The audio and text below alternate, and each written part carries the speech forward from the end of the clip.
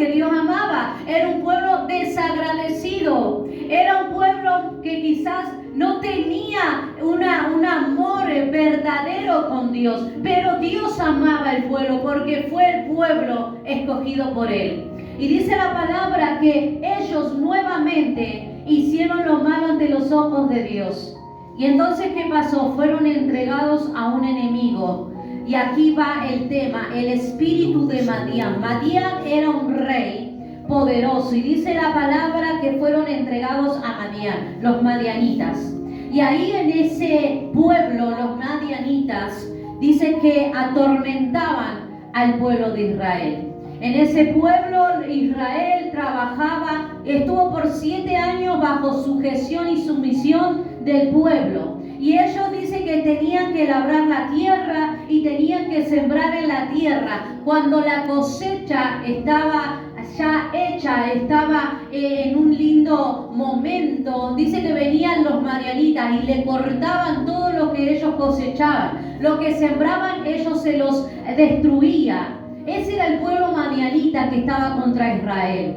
Y dice la palabra que por 7 años el pueblo de Israel tuvo que pasar prevalencia sobre este enemigo. Tuvo que permanecer bajo sujeción, sumisión y dolores.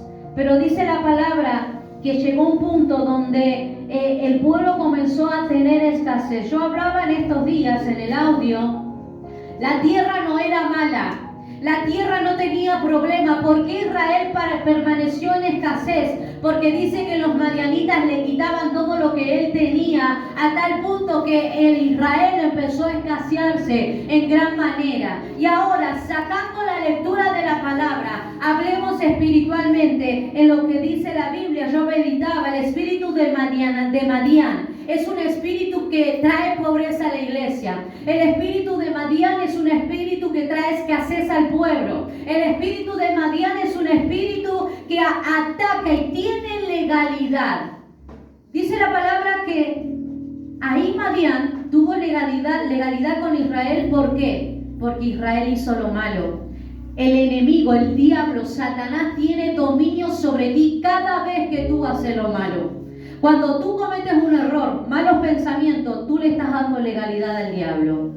Hay un pensamiento, sí, le estás dando tu legalidad al diablo. No es que el diablo te tomó, no, tú le diste la legalidad al diablo cuando pensaste mal.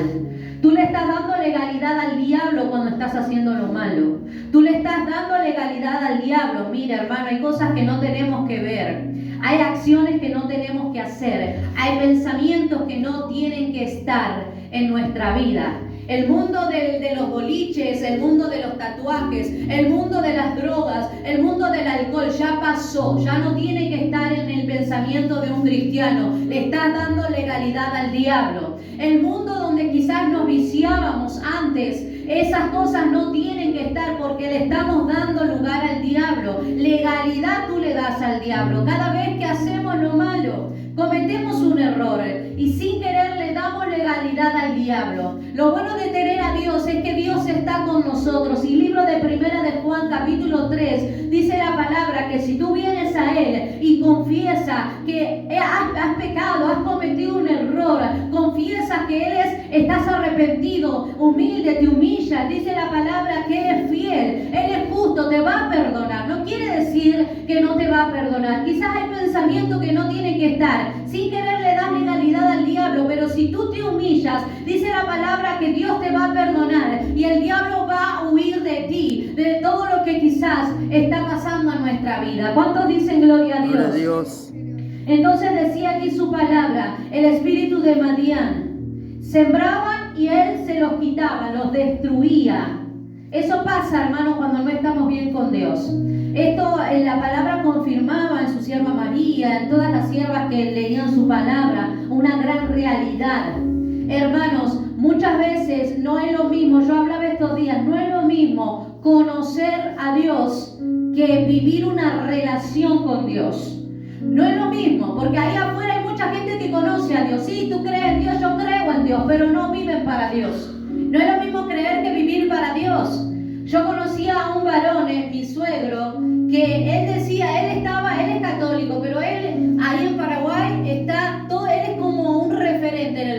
porque está temprano en la iglesia, porque hace ahí en la iglesia es un ejemplo a vivir, en la casa un desastre, pero en la iglesia es un ejemplo a vivir. Y yo medito, una cosa, él cree quizás en la Virgen, en lo que creen los católicos, que está bien y es respetable, pero no vive lo que predica. Y a veces meditaba en esta palabra, no es lo mismo creer, usted va a ir afuera, creer en Dios, sí, lo llevo en mi corazón. La gente que dice, llevo a Dios en mi corazón, son gente que no quieren tener responsabilidad con Dios. Son gente que no tienen compromiso con Dios, porque se conforman con llevarlo aquí, en el corazón, pero no quieren venir a la iglesia, pero no quieren orar, pero no quieren buscar. ¿Saben, hermanos? Porque esto es para valientes. Muchos pensaron, y conozco una persona que decía, no, la iglesia es para débiles, pero todo lo contrario, aquí la iglesia es solo para valientes. Porque aquí en la iglesia no solamente nos gozamos, disfrutamos de las bendiciones cuando Dios nos bendice, sino que hay guerras que como soldados de Jesucristo tenemos que pelear.